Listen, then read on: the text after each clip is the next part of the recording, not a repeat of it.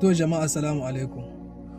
Mun ga malaminmu Malam Musa Asadu Sunna ya fito yana ta rantsuwa yana gitta rayuwarsa, yana faɗi yana maimaitawa yana cewa rayuwa a Najeriya ta fi Nijar sauƙi, inda ya dinga kawo wasu hujjoji wanda wannan hujjojin da yake kawowa ba ɓangarensa ba ne ba.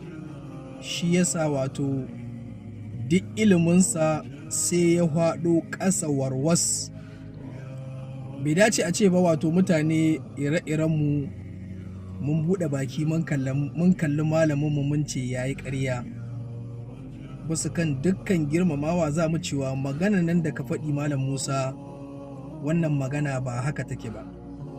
Domin misalan da ka dinga badawa, duk ƙasashen da suka ci gaba a duniya, ƙasa Amerika ce, Canada ce, ƙasar Faransa ce, wato Spaniya ne, ina ne, Europe, Amerika, ƙasashen Larabawa, Saudiya, Qatar, Kuwait, ina ne, duk wa'annan ƙasashen da kake zanawa, wato duk abubuwansu wanda suke ci na masurufi na rayuwa, kowane abu in ka ɗauka a karan kansa ya lullunka na Najeriya tsada, wani so biyu wani so uku. Amma wannan abin shi yake nuna cewa wato Najeriya sun fi su sauƙin rayuwa. Malam anan muna maka uzuri, ya imma magana da ka faɗi baka da ilimi a kanta ne, ya imma malam kana cikin siyasa, yanzu ka shiga cikin siyasa, wato kana son ka kare gwamnatin ku ta Tinubu, to shi yasa zaka irin wa'annan maganganu. Idan harkar gida ce, to dama shi hannu ya san na gida, wato hannun da ya ci dole idanu su ji kunya. Tunda kana cikin siyasa malam, dole ka faɗi wannan magana domin ka yi ƙoƙari ka kare muradunku na siyasa, a kwantar ma da talakawa hankali kahin 2027 kuma ta kama, kuma ku ƙara zuwa kuma ku yi kamfai ku ce a ƙara zaɓa wa'annan mutanen.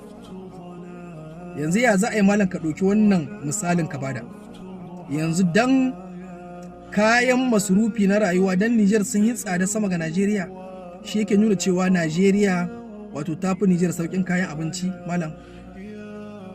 Ko dan kaya sun lullunka tsada Amerika ko ƙasar Saudiya ko kuwa shi yake nuna cewa Najeriya tafi wa'ancan mutanen sauƙin kayan abinci?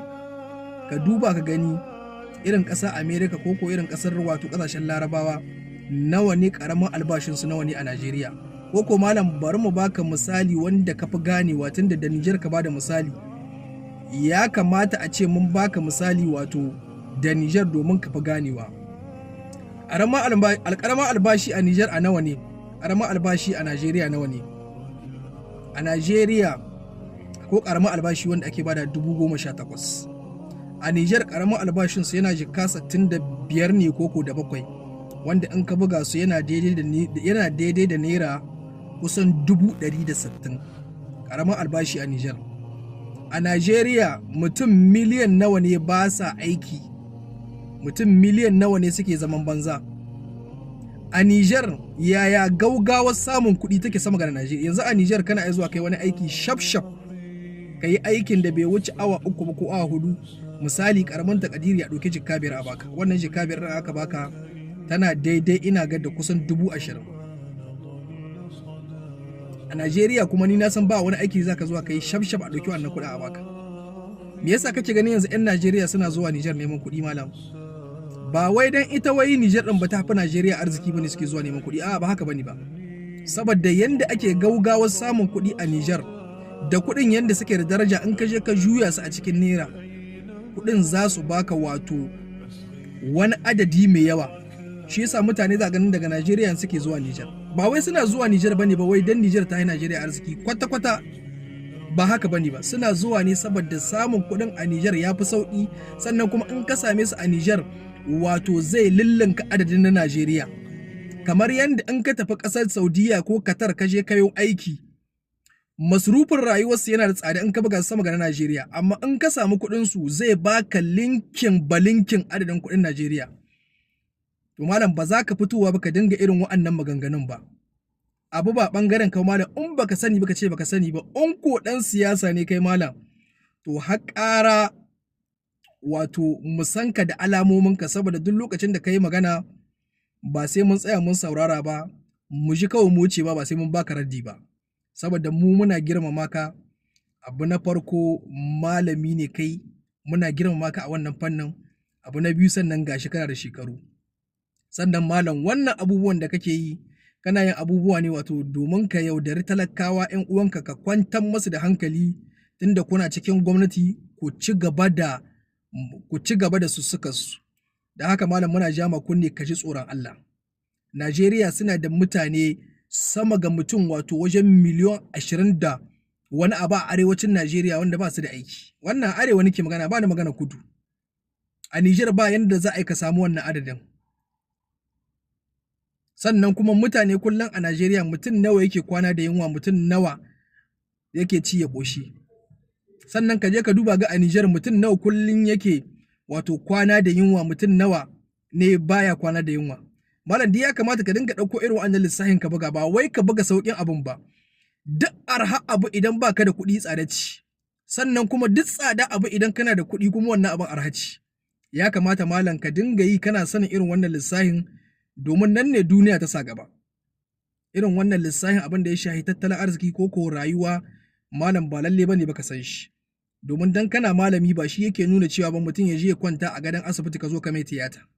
Ko abin da ka sani ko abin da baka sani ba.